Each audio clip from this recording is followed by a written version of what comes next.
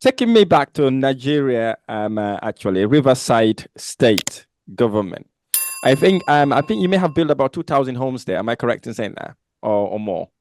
No, we built about 1,200.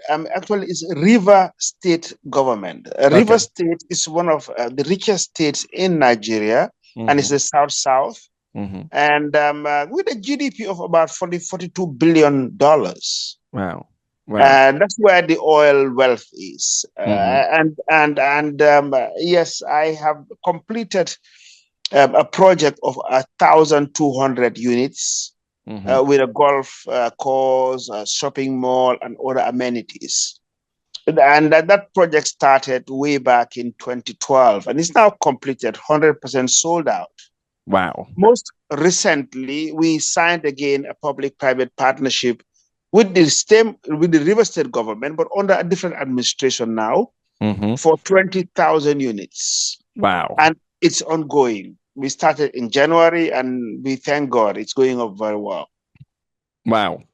Wow. I can only say wow to that. So thanks for sharing that with us. Um, with that then, I know there's so many stuff that goes around this, which you may not be able to answer all of it. But what draws your attention to River State? Well, destiny took me there. I tell people all the time, destiny. You will find out in business as you grow older in life that you will always go back and start to think, oh, how did I even do this? Why? How did I even get here? Mhm. For example, now meeting you. I mean, people will ask me, how did you meet Rahim?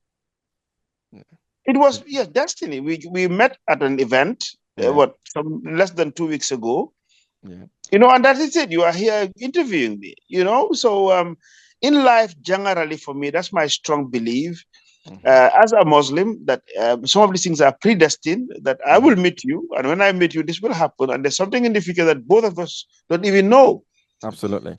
I was invited to River State by the governor then at the time. But even the connection was that a friend of mine met somebody in a plane, in an Wow. aeroplane. They were flying to South Africa, and my name came up. Mhm.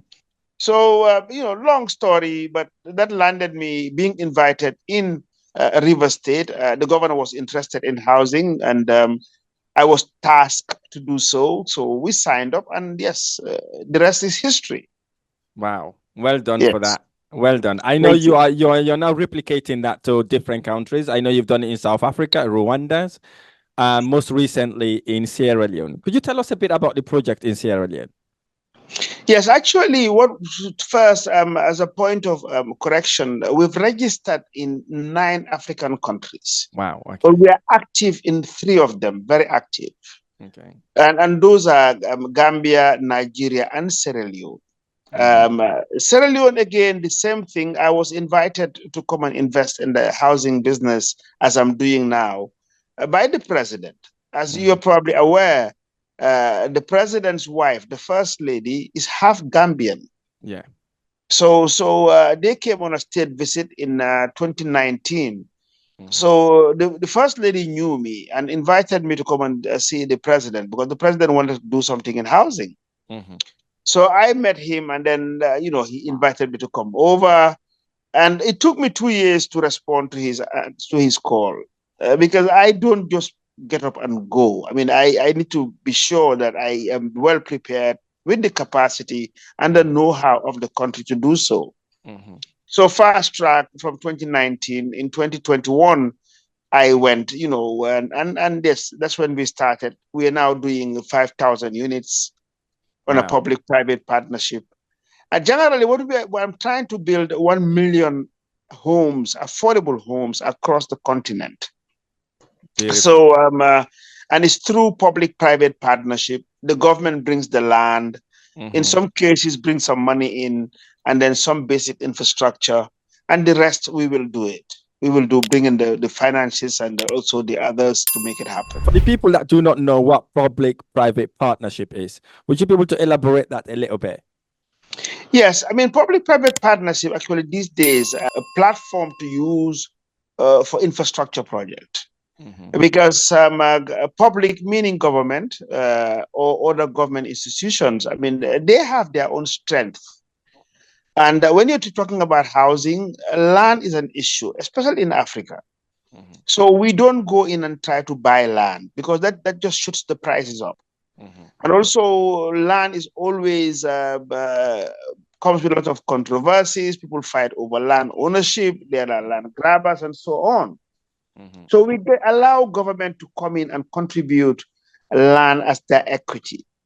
And in some cases, some other incentives like tax free and so on, and so many things. And then coming from the private sector, as a private developer, I now take in charge of the project because, as we know, the private sector is more efficient in delivery of certain issues. Yeah. So we will then do the design. We will do all the technical issues like soil investigations, and you name it. Then we'll also find the funding. Deal with banks to bring it in. We'll manage Mm-hmm. the project. Mm-hmm. But then a board supervises the setup, which is a special purpose vehicle. Mm-hmm. And in that board, we have representation of the two parties. That's those from the public sector and us from the private sector. Fantastic. I love that. You've explained it really, really nice. Yeah. Looking at your journey from a carpenter to building one of the biggest real estate development empire, if not the biggest in Africa, what were the biggest challenges you faced when you started and expanded in property development? How did you overcome it? Well, finance is always an issue, but that is if you just want to jump from 0 to 10. You know, Mm. I again, I'm very philosophical these days, and I tell the young ones who listen to me for inspiration that life is more of a step of stairs that you go up than than an elevator, than a lift. You don't just go to the ground floor, press a button, and it takes you to the 10th floor. Yeah. No, you take the steps and you take one step at a time. Mm-hmm. And a step Mm-hmm. on average, it's about 6 inches. So you take Mm-hmm. one at a time. And at a time, you can stop at one level. You go to a landing and you stop there for a while, and then you Mm-hmm. move again. Mm-hmm. So that's what life is about. So in my journey, I understood that very early. So Mm-hmm. yes, there were challenges with finances, but I did some savings, and then I will chew. I will bite what I can chew. You Mm-hmm. know, meaning I didn't just start to build this number of houses. I mean, I Yeah. started by building free houses. That was Mm-hmm. my first commercial development that I did in Gambia, Mm-hmm. three of Mm-hmm. them. Mm-hmm. So and then you make some bit of money. The next time you build is about five, and then the numbers start multiplying. Mm-hmm. Mm-hmm. So finance is always a challenge, but that's a lesson to learn. Mm-hmm. Apart from that, I was in some competitive bidding, and it was a challenge for me because at times things are not done right, and I never Yeah. had the heart to continue. Mm-hmm.